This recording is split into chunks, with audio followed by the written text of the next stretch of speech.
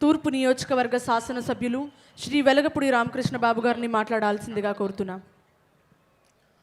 అందరికీ నమస్కారం. విశాఖోత్సవం అనేది మన విశాఖ నగరంలో 2005 సంవత్సరం నుంచి ప్రతి సంవత్సరం 2018 సంవత్సరం వరకు జరగడం జరిగింది. గత 5 సంవత్సరాల్లో విశాఖోత్సవం అనేది జరగలేదు. మరలా చంద్రబాబు నాయుడు గారి నాయకత్వంలో ఏపీ టూరిజం వారి ఆధ్వర్యంలో ఈరోజు గతంలో ఎప్పుడూ కూడా జరగని విధంగా ఈ విశాఖ ఉత్సవం నిర్వహించడం జరుగుతుంది.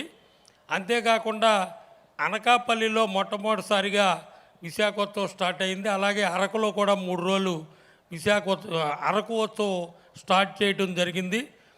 ఆర్థిక రాజధాని అనేటువంటి విశాఖ నగరాన్ని గూగుల్ తీసుకొచ్చి ప్రపంచం పటంలో ఎలా తీసుకొచ్చారో అలాగే మన ఉత్సవం పేరు మీద టూరిజం డెవలప్మెంట్ ప్రోగ్రాం కింద ఈ విశాఖ ఉత్సవాన్ని రాష్ట్ర ప్రభుత్వం ఏర్పాటు చేయడం జరిగింది.